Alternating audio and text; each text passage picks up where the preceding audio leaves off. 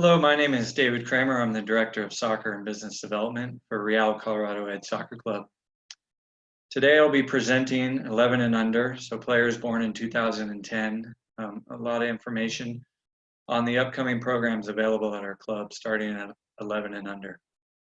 As we go through all these slides, if at any point you feel like you need to get some more information from the slide, if I've passed over it too quickly, or you'd like to read it again, please feel free to pause the recording at any point and then start back up and you won't miss a thing.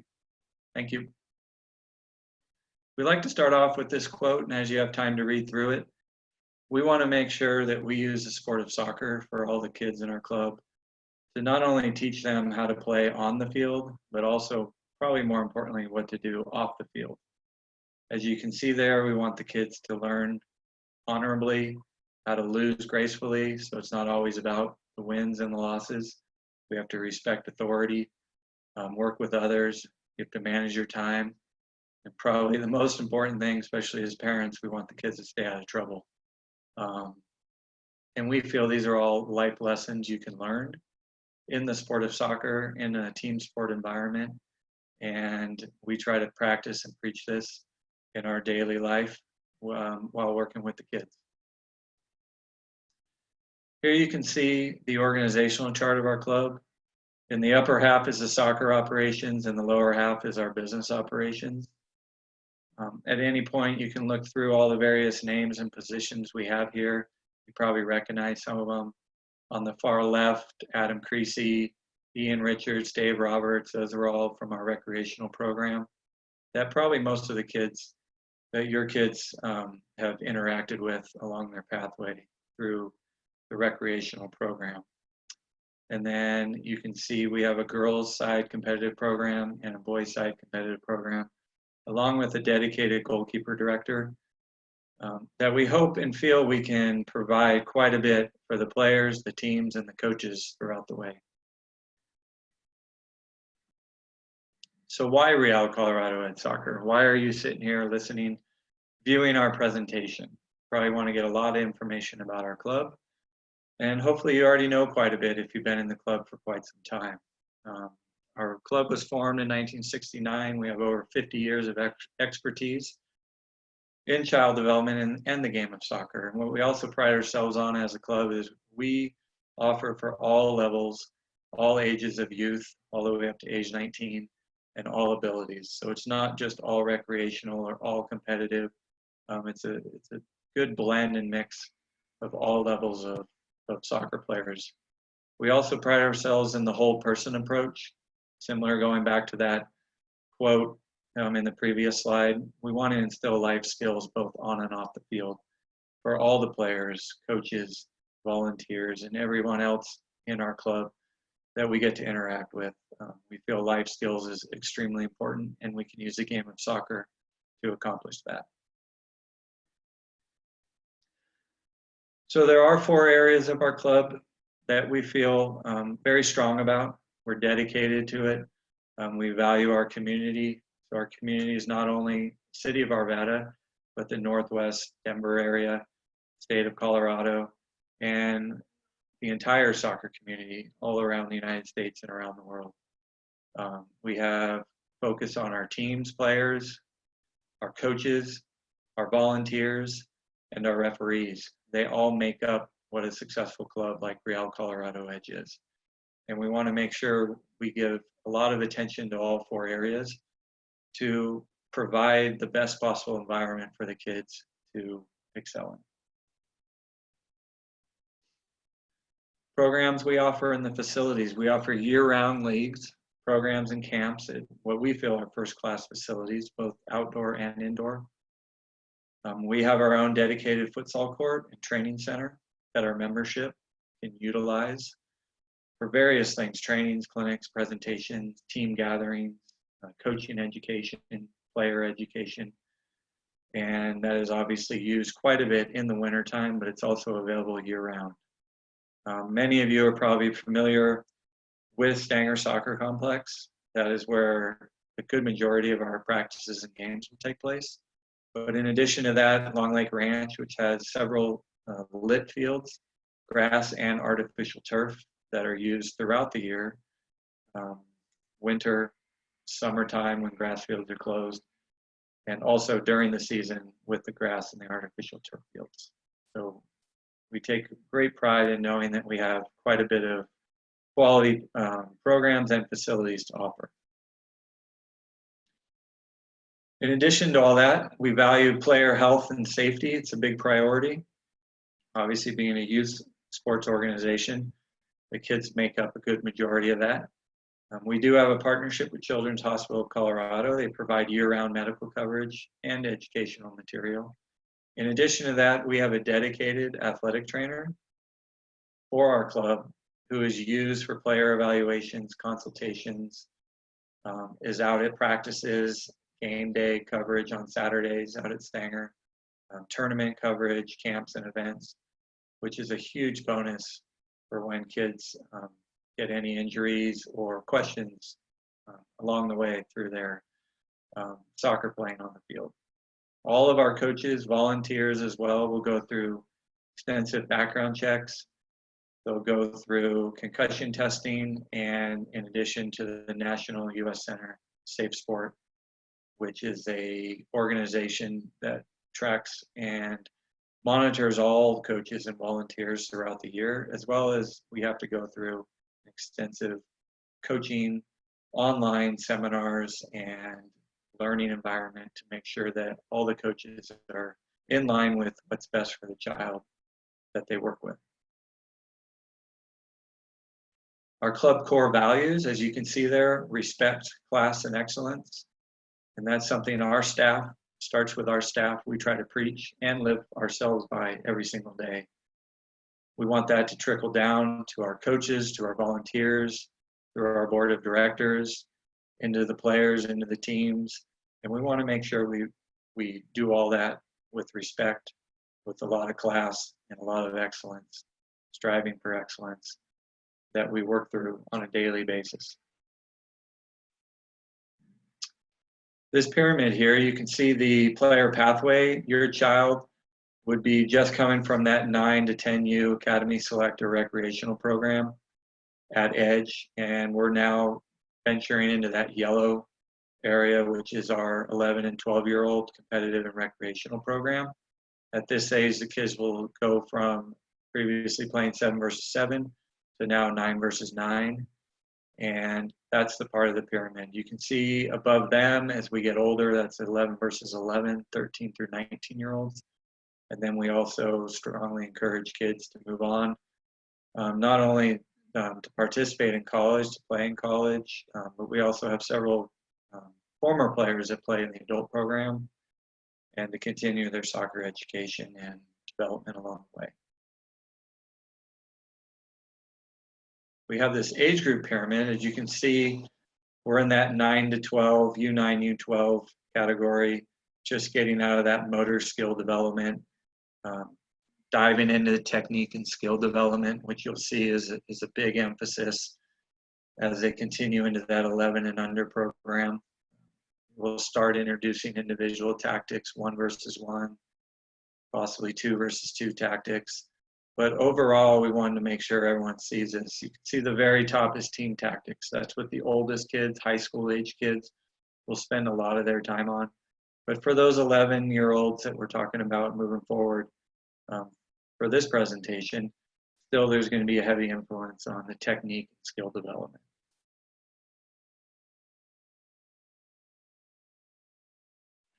Soccer area is a focus for our 11-year-olds. You see that box on the left. You'll see a lot of coaches and staff talking about being creative, 1v1 shredders, have a good soccer IQ, be a problem solver, compete, be a ball winner. These are all things that we feel are strongly necessary at the age that these kids are starting to get into and can handle it. That will not only make them good individual players, but they'll also be able to help their teammates along the way. These will be emphasized quite a bit. We have a player-centered focus, so their players' characters is a big priority. And you can see there the technical, tactical, and social aspects of the game of soccer that will be from the staff and the team coaches emphasizing as they continue on.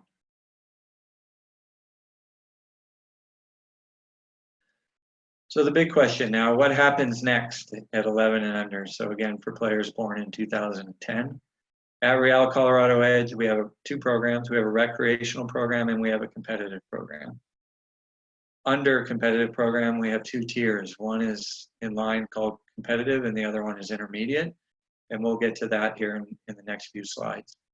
One point I want to emphasize here is that question, what is the definition of recreational versus competitive? If we polled 100 people and asked their opinion, I bet we'd get probably close to 100 different explanations or answers to it. Us at Real Colorado Edge, we like to use the answer of recreational soccer is when teams and players are formed and players are put on teams based on friendships, where they are in school, so their community, their little neighborhood, first come, first serve, who signs up first, and we start putting kids on a roster, versus competitive, and again, we'll get to that in a little bit. Those are players put on teams of like abilities. Now, there can be some recreational teams that can compete with competitive level teams. There might be one or two just outstanding players on a recreational team and playing on that team for whatever reason. And when you play on a 9 versus 9 field, 2 or 3 quality, very, very elite level players can make a big difference due to the size. Versus a competitive team where those players are grouped all based on ability. Now, we do have several different levels of competitive levels from the very top and working ourselves down. So we'll get to all this here in the next few slides, but we wanted to make sure that was clear with two definitions. Recreational doesn't always mean really bad teams, and competitive doesn't always mean always are going to beat a recreational team. It has all to do with the makeup of the team and the players on the team and how they're grouped together. Here we try to give a good overview of the differences. You can see again recreational on the left, and then two different categories of competitive, as we call it, intermediate and competitive.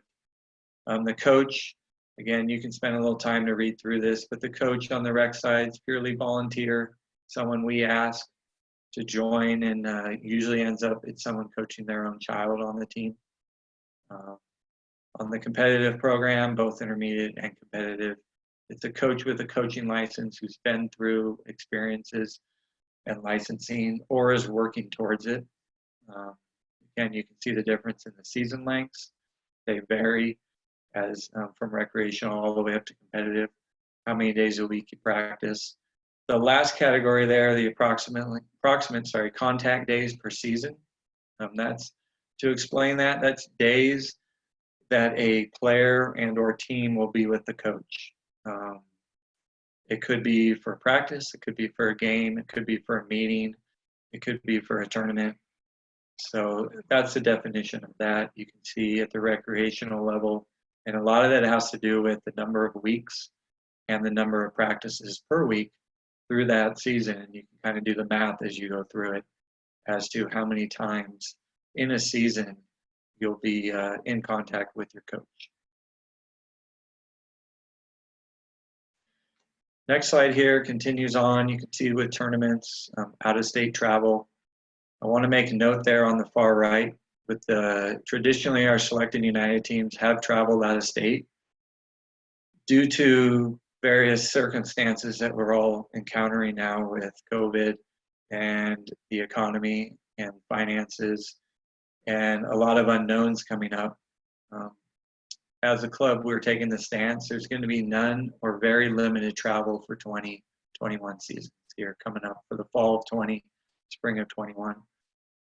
And most likely, especially our 11 and under teams, they will not travel. We feel it's probably there's still too many unknowns right now of what's coming up in the future. And we want to make sure we don't commit to things and then both financially and health-wise traveling out of the state with unknowns right now. So keep that in mind. The playing leagues for recreational, it will be similar to what the recreational program just was. which is a lot of in-house playing against other Edge or Arvada teams, maybe a few of the Westminster, Wheat Ridge, Broomfield area type teams.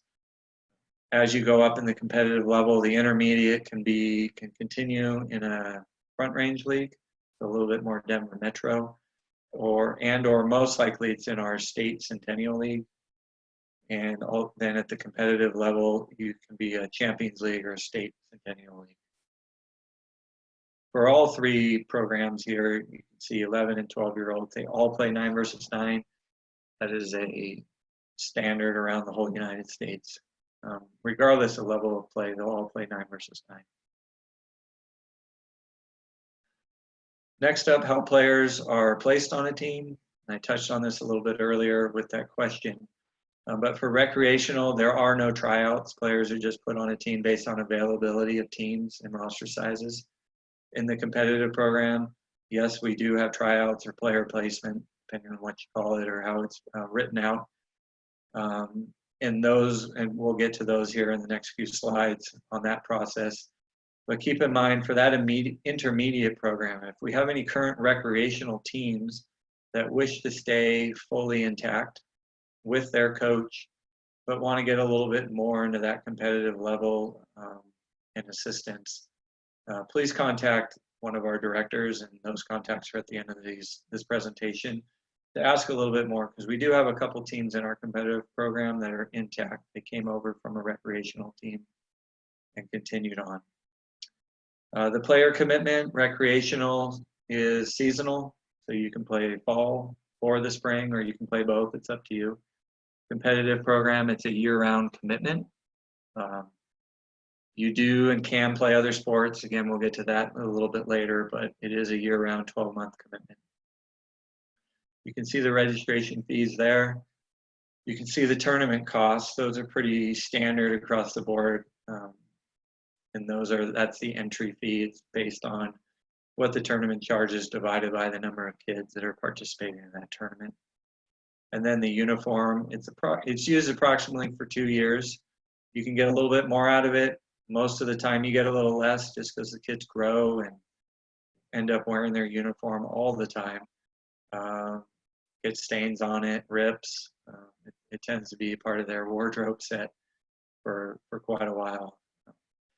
You can see on the competitive side, new this year again, kind of in line with the travel that we talked about with some unknowns in the world right now. With that uniform cycle coming up this year, we are offering to have uniforms being purchased in stages. We'll have more information on that here in the next month or so. But keep in mind, with that uniform cost you see there, it involves all 2 jerseys, 2 shorts, 2 socks, training jerseys, practice jerseys, backpacks, sweats, sweatsuits, and various items like that can be used not only just in your, in a soccer game, but can be used in practices. You can wear them to school. You can wear them quite a bit in and around all the time. So the purchase of that will be staggered and put in stages, and again, more information to come on that. Here's to put the fees per team, as you can see on that competitive level. And recreational starts at the top and goes down. Those are for the whole year, so it's annual. You can see it does not include the tournament fee, uniforms, indoor space, if indoor space is needed due to weather. Coaches' expenses for travel. Again, most likely you won't incur any of those costs coming up, because there won't be travel for the next year or so. And then we also want to emphasize at the bottom there, we're going to be offering several payment options that will be available to fit your family's financial needs. We always say we do not want to turn away or have a kid's decision not to play soccer because of money. So we'll be offering, you can obviously pay in full. You can have a minimal initial deposit. You can register now, pay later with the deposit. We have various payment plan options that can be spread out over the year. We also offer financial scholarships. That's an application process. So again, we want to make sure we make it clear that we do not want to turn away or have decisions made from a family. due to finances, and we are here to help and work it through with you. More information on that, again, will come out at a later date. In addition to what I just talked about, we also offer fundraising opportunities. There's a Shop with Script program that allows you to purchase gift cards and script cards. Your family will receive 80% of what you purchase or what is purchased. Excuse me, and that money will go back into your club account and can be used for player registration fees, uniform costs, indoor costs, indoor fees, if you have to put, rent indoor space, all sorts of anything attached to your youth soccer playing, that money can go back. In addition, we offer the grocery card fundraiser program, King Supers. You just link up your King Super account, and every time you make a purchase, a percent will go back into your club account, into your player account. And also that's the same with Safeway. So if you have more questions on that, you can contact Liz Tomsula, our Director of Operations at the club, and she can give you more information.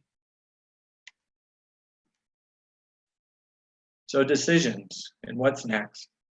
For the recreational program, you can register online beginning May 15th. You just go into your player account like you did last year to register, and you'll have the option for 9 and under program, get signed up. Team formation will begin in early August. Games start the second week of September.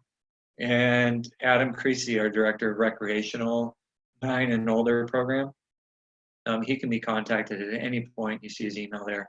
At any point, you can contact him for more information. For the competitive program, again, that's competitive and intermediate, you can attend a tryout session June 22nd and 23rd.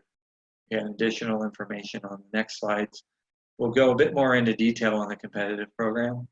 But for the recreational program, that sums it up for you as far as what to do next.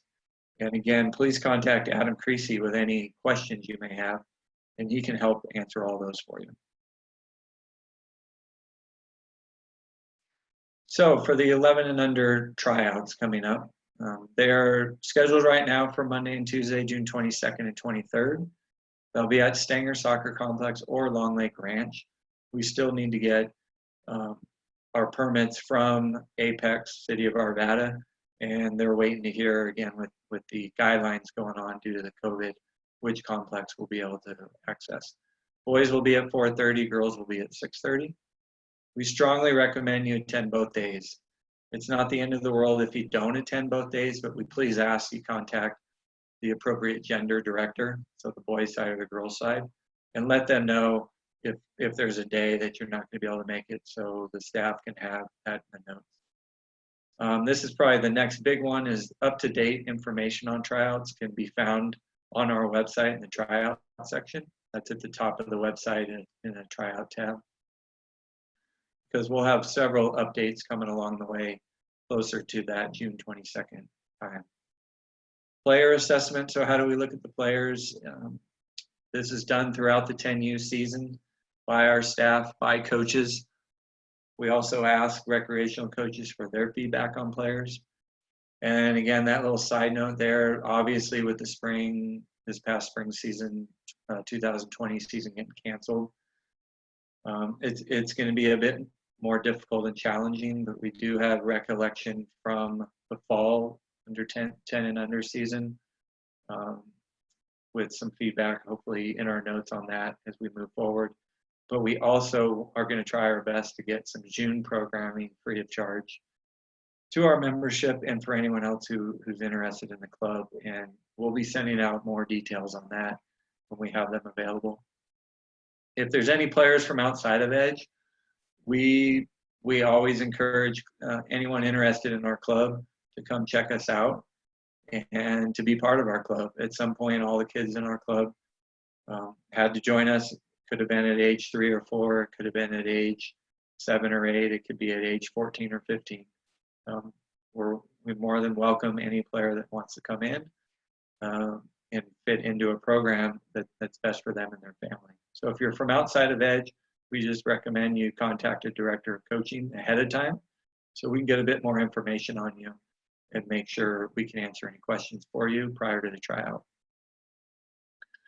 And then lastly, we fully anticipate to have tryouts the June 22nd, 23rd, like we would have in the past.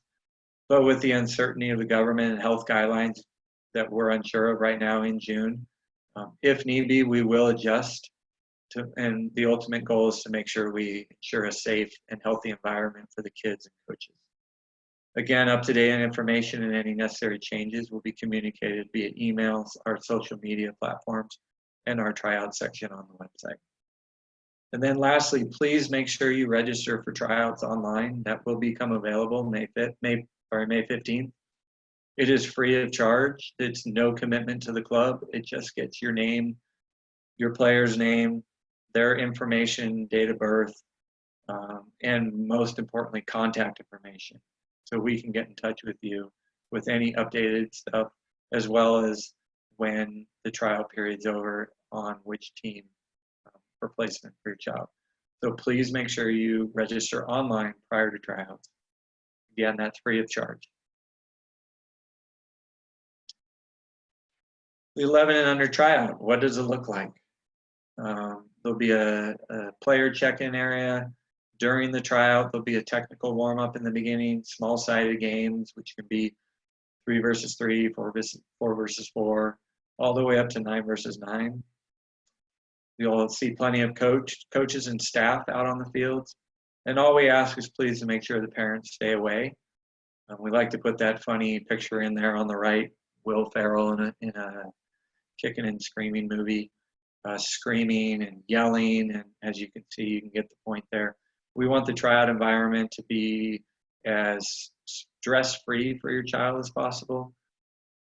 I'm sure your child doesn't need lawn chairs of parents lined up around screaming at them. We just want a good, friendly environment for them to come out and play and show what they can do. Our coaches, what are they looking for? They're looking for technical abilities, for what they do with the ball. Do they use one foot, both feet? How do they control it? How do they pass it? Their tactical understanding. So do they see players to pass to? Do they know where to stand on the field? More so the technical ability is what we really look at, and tactical comes along the way. They look for physicality and athleticism to make sure we put kids grouped together again in the competitive environment. We group kids together based on ability, and we want to make sure kids athletically and physically are of similar ability levels to help with their development. And then lastly, their mentality, their effort out there, their drive to compete, their drive to play when they're out on the fields. Again, we'll be looking, the staff and coaches would have been looking at that along the way over the past year or two, and also in the tryout process. The big part there in yellow, we want to strongly emphasize, your child's future does not depend on these 2 days tryouts. It's an ongoing assessment. And I always like to use the example of school. If you say your child just finished 5th grade, they're doing the entire 5th grade, doing their homework, doing their work, doing tests along the way, and then you get to the last 2 days of school and they have a test to take. And depending on how they do will depend if they can go to 6th grade or not. If they don't do well, then they're going to have to take 5th grade all over again. Clearly, no one wants to do that or would recommend doing that. And the same thing goes with the soccer. Just because your child may not have their best day in those last 2 days doesn't mean their soccer career is over. And you need to get on them in the car ride home and try to figure out what's going on. But also on the flip side, if they have 2 fantastic days of tryouts, that obviously helps, but it might not be the best representation of them. And we want to make sure we put them in the best environment that's going to help them develop season after season after season. So to tie all that in, we want it to be a comfortable environment. We take a lot of notes from previous seasons, a lot of input from previous seasons, and also finalize it with that tryout, like culmination. So, depending on what team your child goes on, there is player movement. If they're not stuck on whatever team level they're on for the rest of their quote unquote playing career, youth playing career, we want to make sure the kids continue to develop, to continue to get better, and you can only do that in environments that challenge you, but also around kids of likability. So some kids will excel and prosper and improve quite a bit within a 6-month period, and some might take a little bit longer along the way. Again, it's no different than school and schoolwork. You kind of ebb and flow, and kids, especially at the younger ages, they go up and down in their development. Their physicality might change. They might hit puberty earlier than others. They might take longer to hit puberty. So we want to make sure that everyone is clear that as the kids go on, they keep getting assessed and evaluated, and a good dialogue with their coach and the directors throughout season after season. And if movement is necessary, we will do it in the efforts to make sure the child is continuing to excel. So to announce our upcoming 11 and under coaches, as you can see there, the girls coach, the select team, which is our top team, will be coached by Jay Hamilton. Jay is one of our girls' director of coaching. He's a full-time staff member at the club. And our boys select team will be coached by Kyle Kleberg. Kyle is a teacher at Faith Christian Academy. He's been in our club for the past 4 years, coaching different levels of teams and ages of teams. And that will be we're very happy with both of these gentlemen to be coaching the kids at that age. They have a good understanding and knowledge of the 9v9 game, of the kids at this age, and what it takes to continue to get better. They'll be overseeing and leading all the teams in the age group. Our United, Legends, Eagles, Mustangs, Wildcats levels, boys and girls coaches, those will be announced soon. And we will update again that on our website through email notification. Next couple slides, frequently asked questions that come up quite a bit from previous presentations, from questions from families throughout the year that I wanted to make sure we address. So multi-sport athletes, we still strongly encourage kids to not be just focused on soccer year-round. We strongly feel that playing multiple sports it should be a priority in the kids at age 10, 11, 12 as they move up the ranks here. They're still at the age where they need to learn other sports. It's good for them, both socially, academically, athletically, coordination-wise. And so we strongly encourage kids to not only play soccer, but also find a couple other sports throughout the year. Now with that, there is time commitments depending on the time of the year. Obviously during soccer season, and the level of team your child plays on, that there needs to be a bit of a give and a take there. So during September time, for example, if you're on the select team, which is our top team, there needs to be a heavy emphasis on the soccer season.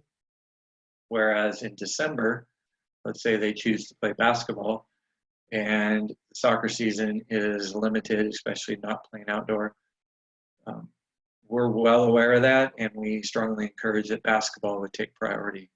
That is just a small example, but we want to make sure it's clear that we want our kids to play multiple sports. Next up, goalkeeper versus field player. That's another fun one because we do not want a goalkeeper to just focus on that position. If they choose to or want to, that is their choice and the family's choice, but we'd like to talk through it with you. We still feel at the 11 and under age that there's a lot of benefit for a goalkeeper to learn how to play on the field, to be a field player, and to continue to learn the technical side with his or her feet in the game as a field player. So we do have goalkeepers in the club that are just full-time goalkeepers. Not saying you can't be it, but that would be a conversation our staff and coach would have with you. And on the flip side, we do have several goalkeepers that continue to play goalkeeper and field player depending on their team.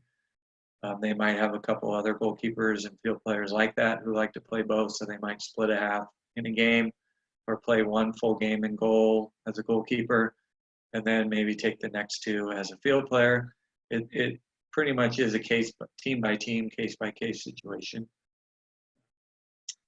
Position specific versus multiple positions. Again, all three of these kind of link together. We want the kids to be able to experiment and play multiple positions.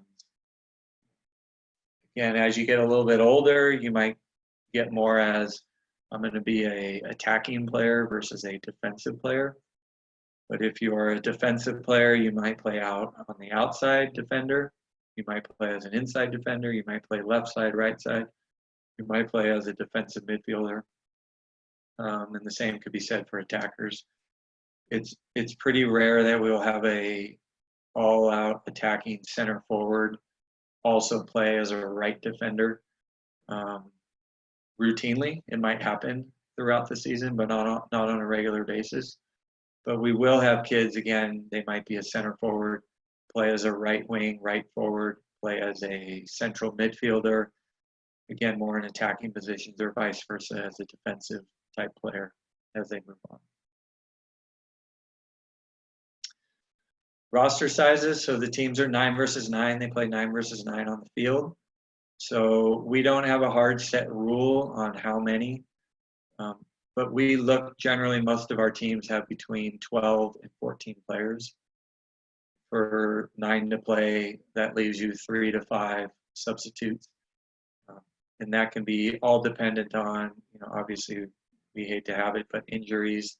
So you need some players. You can't just have 9 on the team, but we also want to make sure we don't have too many, so there's not enough playing time. But in general, we have about 12 to 15 players on the team. How many number of teams will be formed? A lot of that has to do with how many want to come out to try out for that age group and how many want to play in the competitive program. So again, we will group teams based on like abilities. So our select team is our top level team, United, Legends, Eagles, Mustangs, Wildcats, and sometimes we have a Panthers team, which is our 7th level team. So if we have kids on a Mustang level team, they are grouped all based on likability, as an example. So that's basically how many number of teams we will form is based on how many come to tryouts and want to commit to play on a competitive level team. Is there movement of competitive players up and down? For sure, we just talked about that in the previous slide. That very, very rarely occurs within a season. And most of the time it doesn't even occur within a year. And so, for example, the 11 and under season, coming up the fall season, we want to put a lot of onus back onto the staff and the coaches to make sure that they're picking players based on previous research, information they've gathered, and also, again, looking at the tryout period. We want to make sure that they do his or her job correctly and put kids pick their players and make that commitment to the players. We're not in the business to put a kid on a team and then after 2 months say, oh, by the way, we don't think you're good enough now, so you need to move down. That's definitely not the right thing to do for a child. They ebb and flow. They go up and down in their development. They might be in a little bit of a rough patch for a month or two and come out of it. It happens quite a bit, come out of it and become one of the better players on the team after a few months. So we want to make sure we give the assurance that can't happen. There is movement of players up, and obviously it's very rare that a family doesn't want to move their child up, and those conversations can happen at any time to help out with that, again, to foster their development. So we'll finish off here. This is one of the very first slides again. You've heard about the recreational program. You've heard about our competitive program. You've heard about what Edge can offer for both programs as a whole, as a club. And again, it all boils back down to this. We play a sport because we wanted to teach you how to win honorably, lose gracefully, respect authority, work with others, manage your time, and stay out of trouble. That's what we pride ourselves on at our club, that we use the game of soccer to do that for the kids, regardless of what level, recreational, competitive, what level of team you play on. Our ultimate goal is to teach these life skills and the whole person approach for development both on the soccer field and off the soccer field. So if you have any further questions, these are the resources and the directors you can reach out to. Adam Creasy, he runs our recreational program. So 9 and older as well. He's who you should reach out to if you have recreational questions. You can see our girls directors of coaching, Ryan Hinkle and Jay Hamilton, and our boys directors of coaching, James Rooks and Colin Mullaney. Their email addresses are there. You can also find all the information on our website. And all these gentlemen and staff members are available around the clock to answer any questions you have. And thanks again for your time. Greatly appreciate it. And we look forward to seeing you on the fields real soon.